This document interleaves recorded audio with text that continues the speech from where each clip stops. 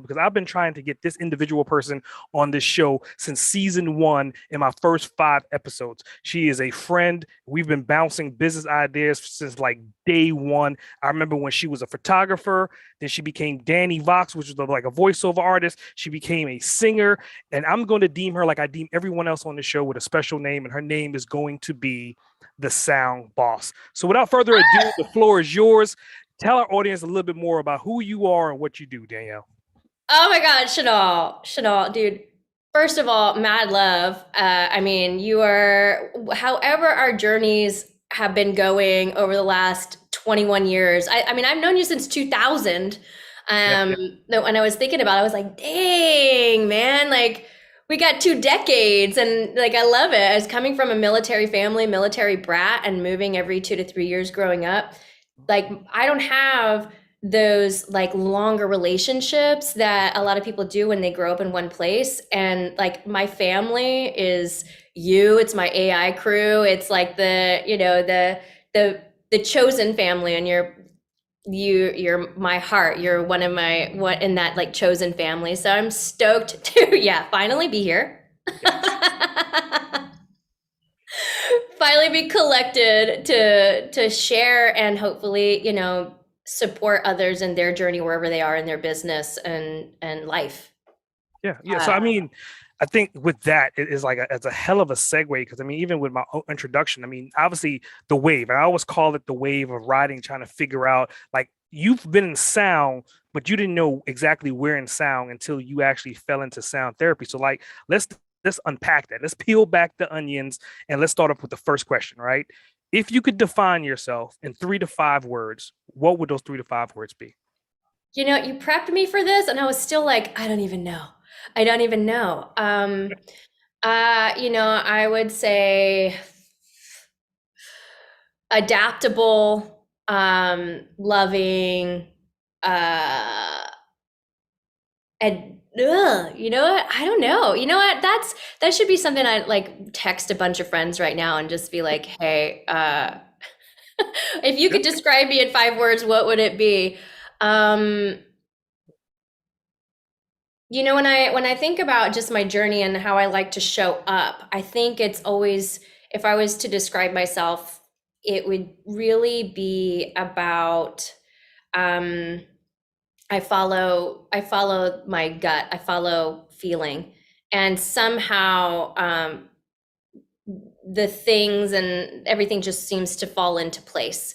Um, those of you who are into astrology, I am a Pisces, so there's a little bit of that going on. But I'm probably the most grounded Pisces you'll ever know, the most pragmatic Pisces that you'll ever know. Nice, nice. I think that's a hard question, but to come back to kind of one of the things you just said was this like it all came back to sound. It all came back to music in some sense. And I was in band in high school, 7th through 12th grade. I was in concert band and symphonic band and marching band. And growing up, I had all of these on again, off again symptoms of just being sick all the time and not feeling well in my body. And I didn't realize it in high school, but music was always something that I came back to. It was something that brought me this sense of peace, this solace, um, peace in my body, peace in my mind, to trust that, I could just follow a feeling, and trust whatever it was, universal guidance, spirit, universal consciousness, whatever it was, that there was something greater than me that I could trust, and that whatever I was feeling in my body didn't own me. I just accepted it. But yeah, the photography, I was supposed to go in the army. um, my dad was really pushing, and in 2000, the military was really pushing for more women coming into the army, especially going to West Point. And so my dad was really trying to push me to do that. I had no idea what the hell I was going to do with my life. And my dad was like, well, you got to go to school or you got to get a job. And I was still like, I don't, what, I'm working at a 1 hour photo plus, a Sonic drive through and, like going through these little jobs.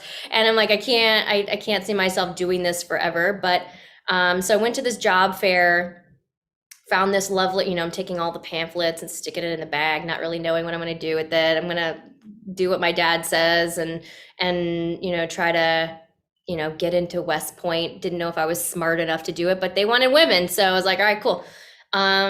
And I started to go through that process, but there was this woman at the college fair, and she was like, hey, come to the Art Institute of Atlanta, and what are your interests? And I was like, I think maybe photography. Um, and then I applied, I got ended up getting the half scholarship to go, and ended up going to art school instead of the army. Hmm. I mean, that's definitely interesting, right? Because I mean, that's how we found each other. Right? Was at art school at the same time in different grade levels, right? But I think becoming friends and seeing your journey unfold, this just dive into that a little bit. Because I remember, like after graduation, you were just kind of like, okay, I'm about to move to California, and so everybody was like, what the hell? Like, what's going on? And then like you packed everything up and you decided, I remember you was getting your brakes done, you was getting oil changes, you was getting the car completely ready for this crazy road trip. And then you just did it. You just leaped into fate and said, "The hell with everything. I'm just going to do it." And you went to California, and that's when you really found yourself. I mean, correct me if I'm wrong. No, I think you're right. I mean, you're definitely a witness to the evolution of me. And it was I remember I was doing this internship with a photographer, Jim Viscus, amazing photographer, amazing commercial photographer in Atlanta. And his advice to me was, if you're going to do photography anywhere, don't do it in Atlanta. And I was like baffled because I was getting my community in Atlanta. I had you guys, like I felt mad love. This felt like the first, Atlanta felt like home to me. It was the first time in my life that I felt any place was home. And here's, my mentor being like, if you're going to do photography, don't do it here in Atlanta, because you couldn't really specialize at the time. And I graduated in 2003, ended up moving to California in 2004. And I just took his advice and was like, all right, cool. I got $1,000 in my savings. My lease is coming up. And Alicia, our mutual friend, Alicia Briscoe, amazing woman, like she did the road trip with me. And yeah, I sold everything, got rid of everything except for what could fit in my, God, what was I driving? Ford Escort, 2-door hatch. So it's not even big, doesn't even have a big back seat. You've always found a way to stuff things into little cars, right? That's, what, that is part of my journey too. Yeah. Well, let's continue talking about that. So you stuffed everything in the car, right? You went to California, essentially as a photographer. So like, where on this journey did you become like sound? I think you became a vocalist, you became a voiceover artist. Like, just unpack that. Let's talk about that a little bit. Like, how do these things happen? I mean, photography is definitely a love of mine. And, I did it because I felt like if any of your listeners are coming in and they're experiencing, not feeling well in their body, you're sick, or, you are experiencing immense fatigue. I mean, I had a lot of things that were going on and off for me. I wasn't, and of course I didn't know this at the time, but I wasn't necessarily living in my body. I was reacting to the world, and I was reacting in a way that was, out of safety. I was coming from a fear mindset with that, where I was afraid that my friends, my family, potential romantic, partners, or even, people that I was dating, would one day just wake up and realize, holy shit, it sucks to be with somebody who's sick all the time. And so there's a certain way of being and decision making when you're sick all the time, where you kind of figure out how to not look sick all the time, or go out and kind of go with the flow in a way where you're able to not lead on that you're so uncomfortable in your body. And so, and I didn't know this at the time, but like there was something that photography gave me that was this outlet of creativity and outward expression, where when I was in the moment of photographing someone, I could be as silly as I needed to be, knowing that even though that was a part of me, it wasn't a side of myself that I really let out so much. I didn't, or I would, it was just a part of my personality that I didn't feel like I could really show, because I was so busy in my relationships trying to maintain and be there for everybody else, because I wanted to create value and not show that I was a burden because I was sick all the time. And so, I get to San Francisco, and, I ended up choosing San Francisco because I had emailed the APA presidents at the time in LA and San Francisco, and was like, hey, I'm new to California, or I'm new to your city. And, what's your advice for new photographers moving into the city? And the guy in LA was like, you're gonna scrape gum off the sidewalk. You're gonna start off as second or third assistant, and you're not gonna make any money. And I'm like, well, fuck, all right. That's not exactly cool. All right, LA, thanks. And then San Francisco guy basically said the same thing, but he was like, bring your business cards to an APA meeting. I'll introduce you to people. Let's help you get started in the photography world. And that's literally how I chose San Francisco over LA, was because of that one man. And so I moved. I had stayed, with my aunt in Monterey for a little bit to just kind of figure out, all right, here or there. Moved to San Francisco, and, did exactly what Jeff Couch said, and met him at an APA meeting, and, just started my journey in photography. And it was when I was 28 years old, when I became not my normal sick. And I started losing my hair. I started losing the enamel on my teeth. I had chronic constipation and migraines and crazy skin issues. And, going to the doctor, going to the emergency room wasn't out of the norm for me. I had different medications that were trying to help me in different ways, but this particular visit was different. I went in, and, I was wearing a hospital gurney, and, sat on the, the table. I was by myself because, again, like, this is normal for me. I'm just like, hey, my name is Danielle. Let me sign the paper. Here's my insurance. Boom. I know the process. And, I'm sitting in there, I'm in the gurney, and, it's already a vulnerable situation to, like, have your back out, and you're, on this table in this cold room, right? And the doctor comes in, and he picks up my chart. He doesn't look at me at all. He picks up my chart, and he goes, well, Miss Hall, if we don't find out what's going on with you, you're going down a really dark road. Puts my chart down and walks out of the room. And that was the first time that I think got the wake up call that I needed around my health. It shifted my perspective enough to be like, well, what do you mean? What's actually happening? And, it was that it ended up that my body was deteriorating at a rapid rate, is what he was saying. We need to figure out why, you are malnourished. We need to find out why, we're going to do all these blood tests. We got to do all of these different tests. And I go home, and I'm, sitting there by myself, and I just, I didn't believe, I've never been a religious person, but I would say that I'm spiritual.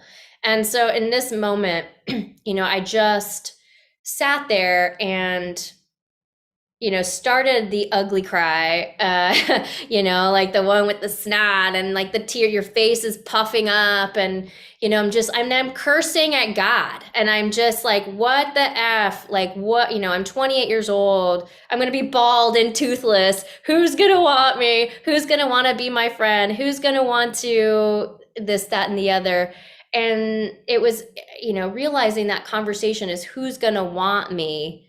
Mhm. Um, was something that really stuck with me. And then, when you have the ugly cry, that really deep, lethargic cry, like you feel this internal kind of vibration start to happen, and you feel your skin, you feel how heavy, the weight of how much you care, or the weight of the problem is. And it was, honestly, I just heard, you're gonna be fine, be open. Now, it wasn't like a voice that I heard, it was like a knowing sense. Um, and it was just like this knowing sense that came over me that was like, you're gonna be fine, be open. And again, I went, what the F, and I start cursing again and crying again. And the very next day, a naturopathic doctor came into my awareness. And um I don't even know how this person, like, it was like up on Google one day, naturopathic doctor. And I ended up going to her only because she had doctor in the name. I was very skeptical Mhm. of anything health and wellness and anything that alluded to the woo. And I went to her and found out that all of my health issues, all of my health challenges from a young age were a freaking gluten allergy. So, I 28 years old, took gluten out of my diet, felt what healthy felt like for the first time in my life. Things like, I didn't realize how much inflammation I was holding. I saw my nose for the first time at 28. I was starting to really see what my body looked like at 28. Like, things were starting to work the way that they were supposed to at 28. And this started to peel back, we're saying the onion, peel back the layers of, all right, well, if food can affect my body, what are the other things that can affect my body? And then it was this question of, if I wasn't open to the conversation of how food affected my body before this experience, what else am I not open to?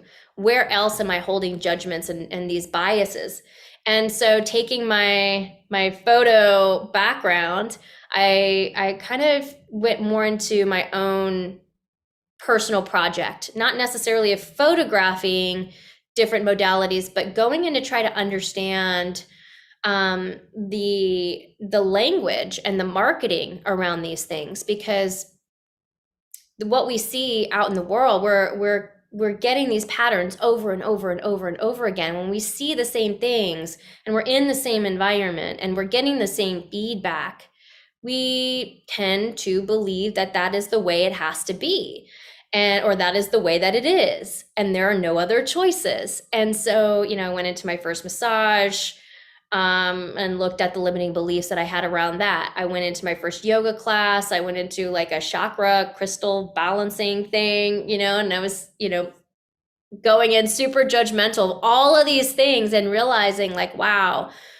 I have a judgment around, this is only for rich people, or, oh, this is a judgment around, only tall, bendy women do yoga, or, oh, only hippies do crystal therapy. And then I go into this sound bath. And, you know, I'm going to give you the story because it's where I was at that time, super Mhm. judgmental around these experiences. It is not how I think today.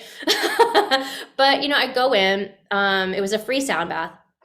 And what I did not know was that it was a after Burning Man sound bath. So if anybody doesn't know about Burning Man, maybe go Google it.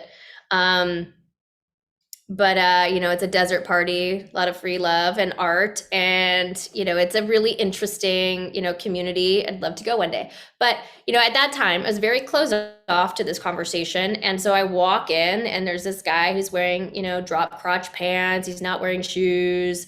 He's not wearing a shirt. He's wearing like this little vest. He's got like long dreads, and he's like talking like this, and he's like moving his arm like this. And, he's very kind of like bouncy in this space and then bouncy in this conversation. And he's just like, hey, welcome. And in my mind, I'm like, you're very LA, but I don't know. I'm just going to shut up and I'm just going to like follow along.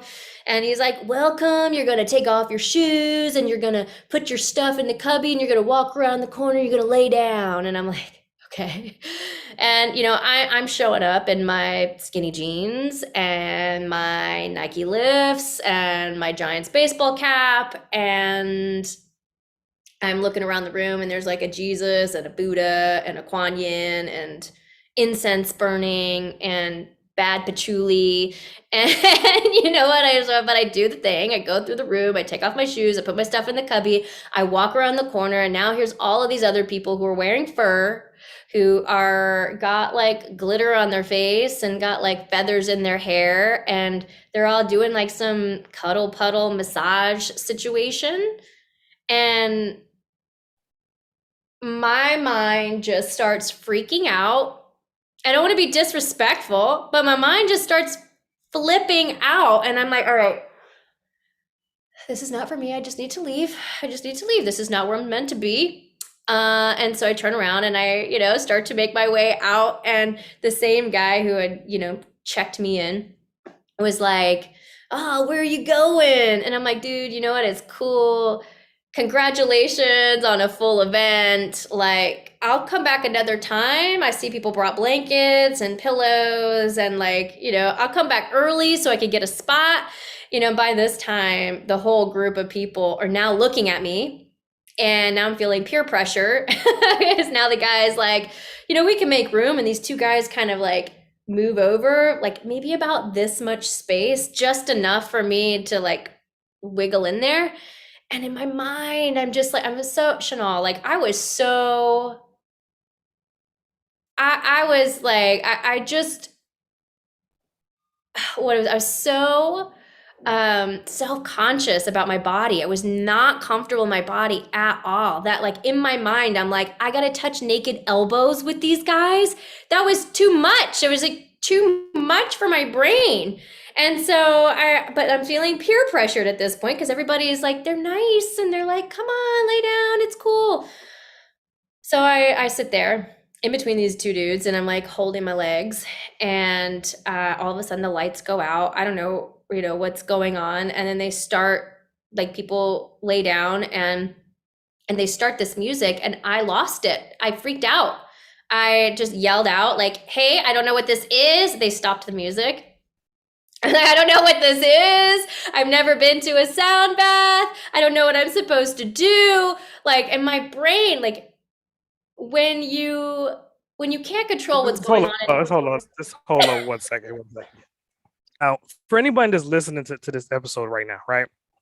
This woman is like the sound therapist.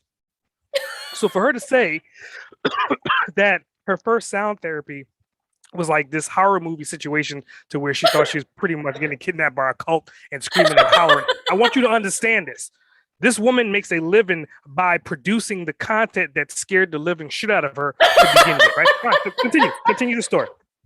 I'm listening. Go ahead. No, you're totally true. It's totally true. But like this whole experience actually informed how I do mine. And I could get back to that in just a moment. But I have this freak out moment. They stop, and the guy was just like, don't worry.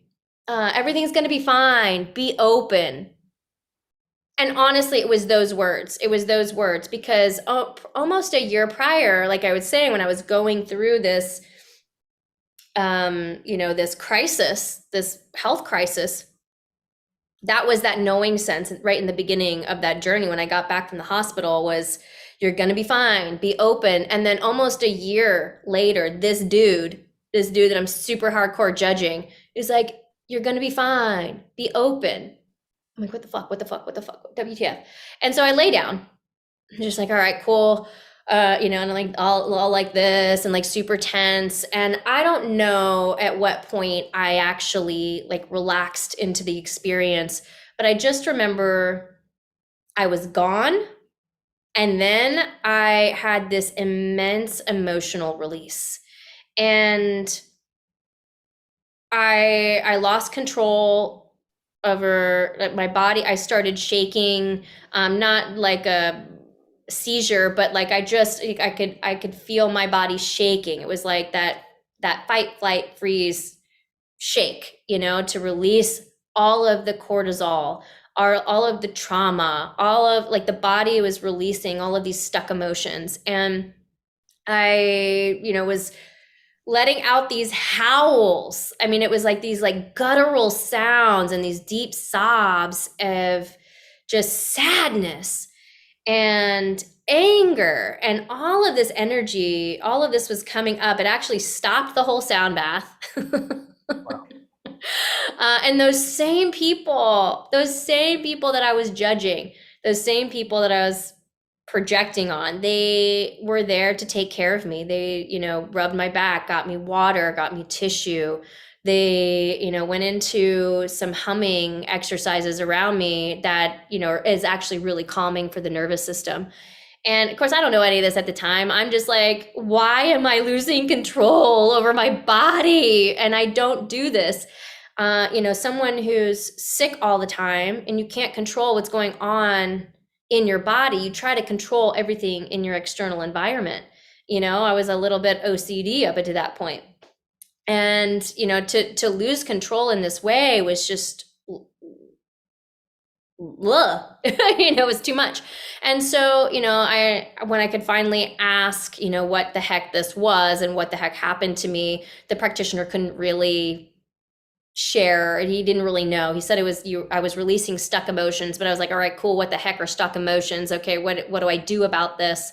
And he's like, well, I don't really know. Come back tomorrow. This is a school. And, my teacher can share and tell you more. And I was like, what? This is I'm looking around. This is a school, and I show back up the next day and my face is like all puffy and, I was pissed off because I was having some of the symptoms that I had prior to knowing that I had a gluten allergy.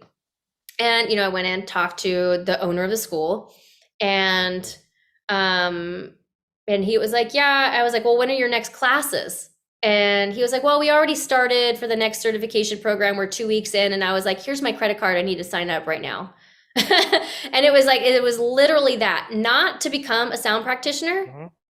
That was not my mission in that point in time, but it was to try to understand what the heck happened to me, what was happening to me in my body, and find more empowerment around it, because I was just blown out of the water. So let's just recap this, right? Right. Again, we're talking to like a sound goddess in today's world, right? But you're saying on your journey, you were a photographer, you was trying to figure things out. You went to California, some weird hippie guy told you to come in the room, turned off the lights. You were completely weirded out. You stopped the sound bath. Like I've been to your sound bath before, so I couldn't even imagine someone acting the way you were acting during their first sound bath. Right. So like even I took my son and he completely fell asleep and he was bothering everybody by snoring. That's how quiet the room gets. And then not only do you freak out, but then your ass gets up and goes back the next day, is what you're telling us. You go back the next day and then you just say, take my credit card and sign up. You sound batshit crazy. I'm just going to be very frank, right? You sound crazy. The best journeys are batshit crazy. I think like anytime you just follow the nuggets of spirit, follow those, those intuitive hits. Like you don't really know where it's going to lead you, but hopefully it's, usually it is to peace, it is to healing, it is to fulfillment, it is to more alignment in your life. And, even before the sound healing though, I was getting sick, or I had that moment of, within that year, I was just like, photography isn't for me anymore. Like I was having this internal struggle with, how I was changing and evolving, within myself to the conversations that I was having with my work. So, for example, it was all about in the commercial world, it is, you're casting, part of the casting conversation is, for example, kids, is casting some kids for the shoot. And, it's like, oh, that's a handsome kid. That's a pretty kid. We're already putting these labels and we're already kind of looking at people in a way that's what's marketable and what is beauty, and we're defining beauty, and we're and there was a time that I was within that same period where I was on this retouching job, same thing, this like big company, and they're like, okay, we need you to Photoshop her waist in, her breasts a little bit more full to fill this bra, and we need you to retouch her feet, and whatever it was. It was just like, no, I'm augmenting her body. And there were all of these conversations of what beauty was, and I couldn't see myself in any of the examples of what I was casting as beautiful or what I was being asked to do that would represent beauty. And so my self-worth and my internal dialogue around my own beauty was becoming more and more diminished and not healthy. And so I mean, I don't know exactly what it was. I got into voiceovers and I got into acting. And that was, a period of time that, I was trying to explore like how I could be more of an outward expression of myself, and in taking on other roles. I really love the voiceover world and the voiceover work. And Put then it into perspective, right? I mean, you're talking about several different disciplines, and you were talking about college. So let's like put a time frame on this, right? We always hear about the overnight success stories, but in reality, it probably takes 20 years. How long have you been on this journey from where you are right now to from when you were going into college? Oh my God, 21 years. I mean, so college was 2000 to 2003, graduated BFA in photographic imaging in 3 years, moved to California in 2004, and was really pursuing that. The photography time from school to when I was evolving out was 11 years. I was in the industry for 9 before I realized, that was, yeah, like, well, it was 28 when I had that episode. And that's when things like really started to shift in my life and my thinking. And, sound healing came kind of in the middle of me exploring more of my interests and trying to dabble into, like, I knew photography wasn't going to be it for me forever. I was using photography as the venture capitalist to my new venture, which I thought it was going to be voiceovers, I thought it was going to be acting, and then my 30th birthday was when I came out and started singing, and started to do performances on stage. And then that wasn't necessarily the right fit either. But at that time I was going to school for sound healing, and was like 29 when sound healing started to come in. But I was still doing the voiceovers and the acting and dabbling in those things.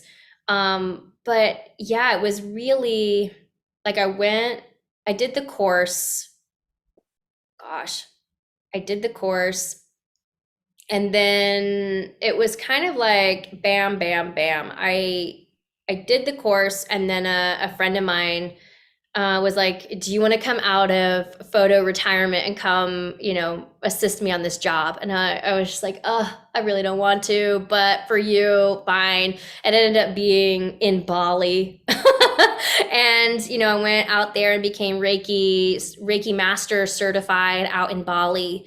And that was another kind of spiritual awakening, another type of stepping stone of trusting that I was being guided in this really weird area of really weird new endeavor in using sound as a therapy.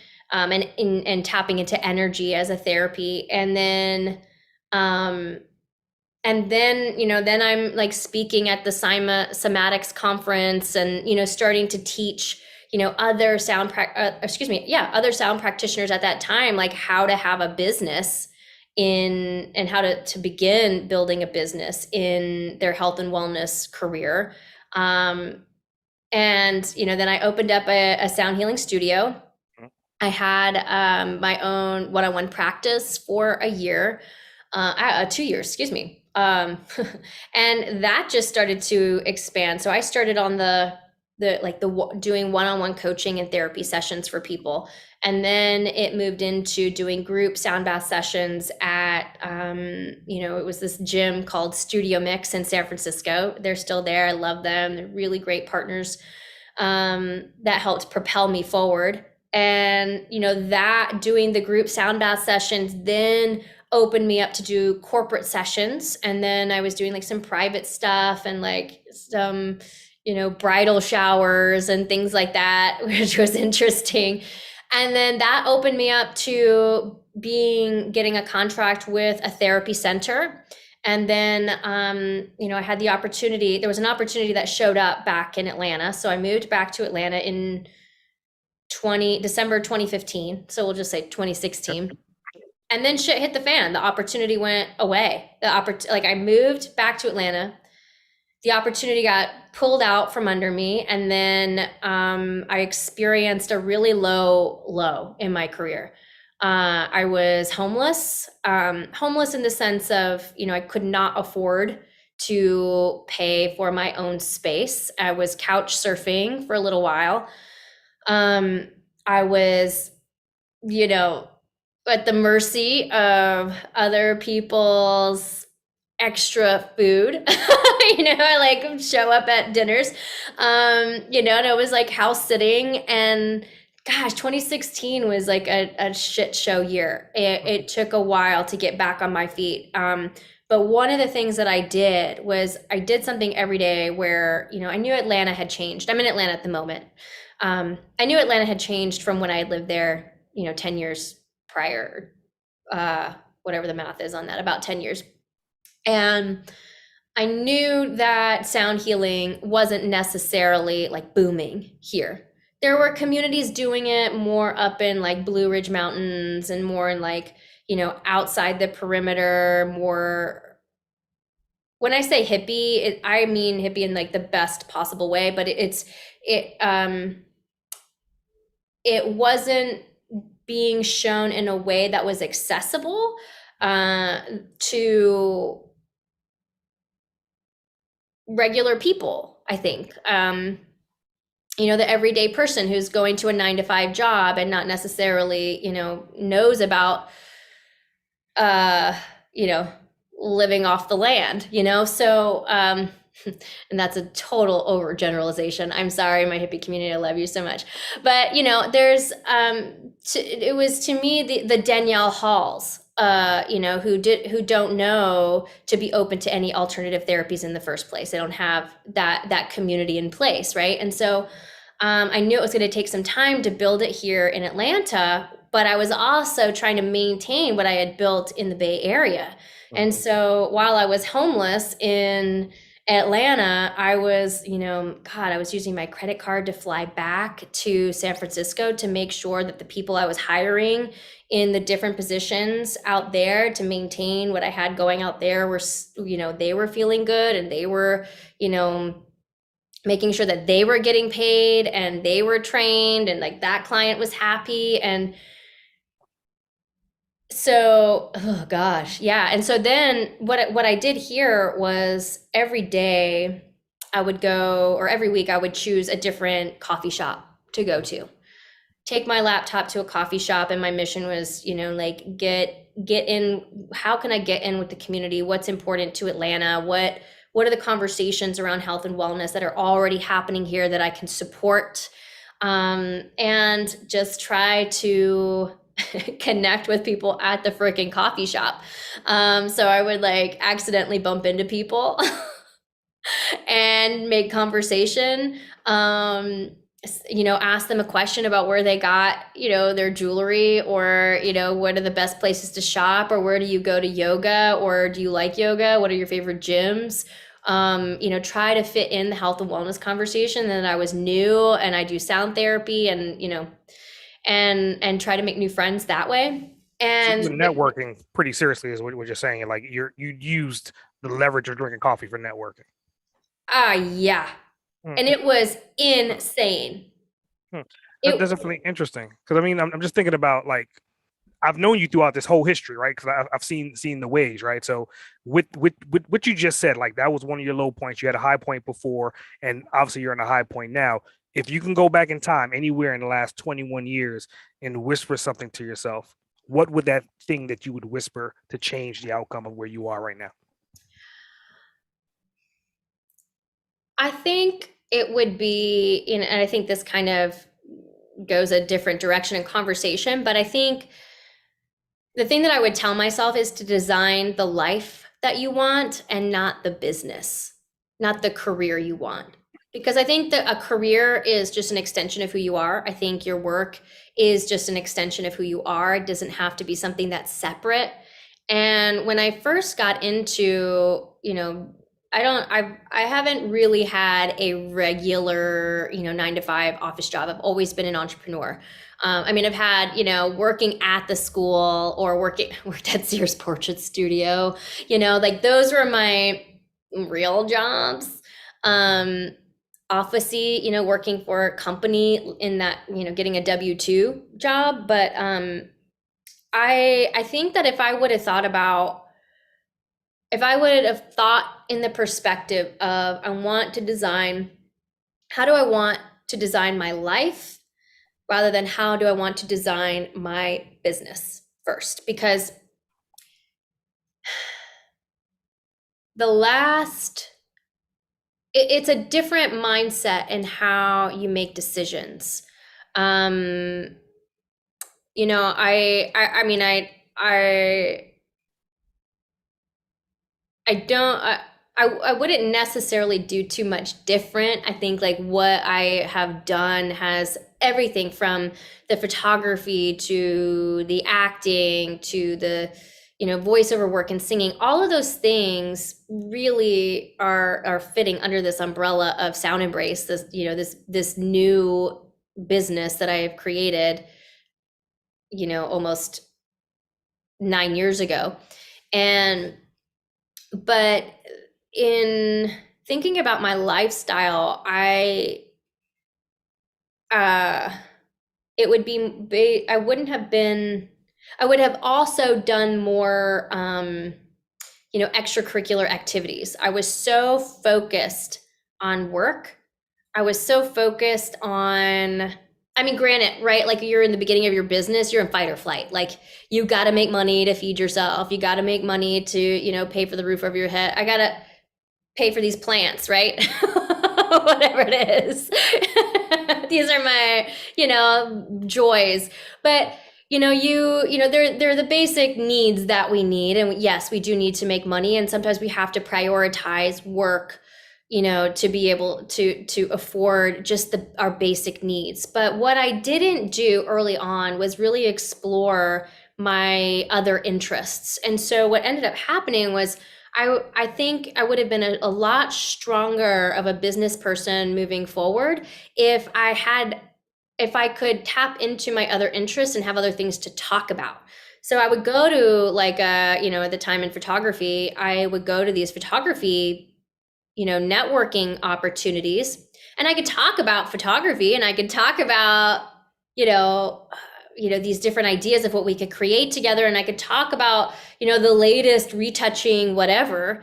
But after that, it was almost like I couldn't connect with somebody on a personal, person to person level, on a human level, in a way that was like, oh yeah, like hiking trails. And now I know what I like to do. I love being out in nature. I love hiking. I love traveling. I love road tripping. I love singing. I love bowling. I love, now I have this understanding. But there's the human element that like people want to work with people that they enjoy Mhm. working with. They want to work with people who they have some kind of connection with. And while at the time I was good at connecting with people around, it always had to be, strategic questions. I had to be strategic in my questioning of like, what are you interested in? And what do I know about that thing? But I couldn't actually, from my heart, connect with them in a deeper way. Um, Hmm. I That's don't know. definitely Did I interesting. just go around in a circle with that? No. I think you definitely answered it. I think one of the things that you said that I want to pull out from what you said, it was like you're talking about you've always been an entrepreneur, right? And you're talking about all these different things about music and sound and how you've incorporated into your long time career. So, like, I want to know, like, where does that come from? Like, do you come from an entrepreneurial family? Did you have an aunt or an uncle that's historically in your family? Where is the entrepreneurism coming from for you? Question you got to think about, right? You know, my dad's side of the family is all military. They were all in the army. My mom's side, is my mom's parents are immigrants from Italy and Portugal. Hmm. But I didn't grow up necessarily with them and the culture of it. It was, we moved every 2 to 3 years. We didn't get to really, we, meaning my younger sister and brother, we didn't have that opportunity to really know our extended family. So I think like part of it, I think, is being a military kid is one of those things that like I love to be on the move. I love to meet new people. I love to know about people. I love to learn about people. Um it's actually I mean, yeah, it's pretty easy for me to just like go up and talk to a stranger and, just make a connection. And I love the genuineness of that. I love the flow of that. And my dad, he's a little bit of an entrepreneur. My dad is a big card collector. He loves, non-sports trading cards and Star Wars, Star Trek. Like, you look up archive cards on eBay and you get your fix there if you're a collector. And he did show like a dedication to like what it was to be a collector and what it is to, put yourself out there. But that was like later on in my life, like later on when I was like 17 ish, 16, 17, when I really started to see him like pursue that kind of entrepreneurial endeavor of like actually selling the trading cards. But I don't know. I think, my parents both have really amazing work ethic. My mom, she didn't go, she graduated high school with, D's. She so loves to tell this story that, she almost didn't graduate, but she had to like write a paper. She was about to marry my dad and like leave with my dad because he got on tour or something. And, she she was always like getting in trouble in school, and she went to the principal and it was like, I'm just leaving, I'm not going to graduate, blah blah blah, I'm going to get married. And and the principal was like, I need you to write an essay on what it's like to be a military wife, and we'll see if we can get you to like pass. And so that's how she passed. And so my mom is just very engaging, I think, and also just somebody who's really like, she could talk to anybody. And she built buses. She was on the line building buses. She's on the line building tanks.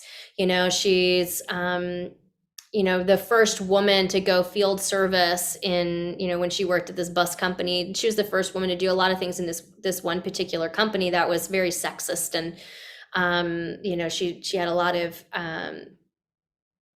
sexual abuse that that was happening in this company, but she overcame this and like created this really beautiful thing in that company. So I think I just had parents who just had good, like really good work ethic and instilled that in us. And then I think just being the benefits of, like, there are benefits of being a military. My sister and brother, they like to be in one place. Like, Mhm. my they are back where we went to high school, and being in one place, they're super happy with that. And me, I like to be out, and I like to be moving, and I like to be creating. So, it does hit differently for everybody, but I think the military background definitely has a lot to do with it. So you're talking about military, and anyone that knows anything about military is very rigid, right? Like they have particular schedules. Everything's on the schedule. So like my next question goes into like taking that. It looks like you take a lot of your upbringing from being in a military family. How does that transpire into like your morning routines, your morning habits now? Now, you know what? Now, I have a lot more acceptance of the seasons of what my body needs. Um, Before, I would force myself to get up at 6 a.m. and go do a workout and, try to do some kind of journaling or meditation, and like force these kind of line items into my day, because if I checked off that list of that line item, then it meant that I was doing something and that I was progressing. But then, the deeper I got into doing sound healing work for other people and holding space for other people, the more I realized, the more personal growth came within myself, where it was like, oh, actually, I this isn't what I need right now. What I need is I need to sleep to 11. And that's what my body needs right now. And maybe it's because of that particular time of the month, or, it's because I just finished a really big project and I need to actually rest. Um, and, I think that the more we can come into acceptance that there are seasons to what our bodies need to actually be productive and to actually feel fulfilled, to actually be healthy and have the energy to do the bigger work in the world, is that we need to, listen to our bodies more. Hmm. Hmm. I think, I mean, with that, I mean, it kind of leads me into my next question. This is a solid segue to like, okay, final words of wisdom to anyone that has maybe listening to this particular episode and they're hearing your journey, right? They're hearing that you're going through these ways, trying to figure out things, but throughout the journey, sound was the common denominator, but health was also the common denominator. So what insight would you give to an individual that's hearing you, that they're vibing with you, they're hearing what you're giving? What would you deliver to them to help them move forward in their progress to success? Progress to success. I think that the most important thing that I could leave any of you with is to remember that as you evolve, so will your business. Mhm. And even if you went to school for the thing, or you've spent 10 years building the thing, you change. And so will your passion in the business that you're creating, and the offerings that you want to give to the world. And to allow yourself that grace and compassion to evolve, into the next iteration of the thing, of the business, or whatever it is that you're trying to put out into the world. Um, I think a lot of people get stuck in, well, I went to school for this, and my parents are putting this pressure on me, and everybody has this expectation for me to do this thing. And but you change. We're supposed to change. Our businesses are supposed to change, are supposed to get better, or we're supposed to evolve out of this old way of being into in alignment with this new way that we know that we can show up. And so allow yourself that opportunity to grieve, to grieve that old self, to honor the old self of what you have built, honor that and celebrate that, but also so that you can create the space so you can move into and step into, this new phase of who you are in your business and your offering, with compassion and more empowerment. Nice, nice. So, I mean, with that, how could they find you? I mean, what's your website? Where are you on social media? I am at soundembrace.com, SOUNDEMBRACE. And at soundembrace.com, you can find all of my offerings that I currently have between classes, certification program, and sound healing memberships. And I love hanging out on Instagram. So my Instagram is sound_embrace. And yeah, I pop on those Instagram stories, every once in a while and just like, I don't know who I'm talking to, but hopefully, whatever is shared at that time is helpful. But yeah, it's another way that I like to have conversation with people. Nice, nice. So going into bonus round, I got a bonus question for you, and I'm really intrigued to see what your answer is going to be. So if you could spend 24 hours with anyone, dead or alive, uninterrupted for those 24 hours, who would it be and why?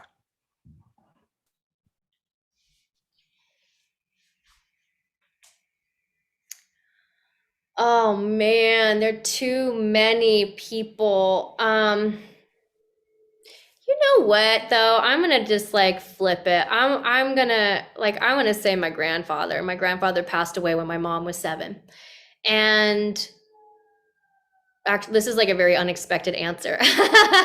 But he just popped into my mind. And I think, from um the stories, I want to hear the stories and the human aspect of where my family comes from, um and connect more into this conversation of home, because I think even when we think about home, it's a place that we get to launch from. It's a foundation. It's, where we feel safe and where we can really grow and expand, hopefully.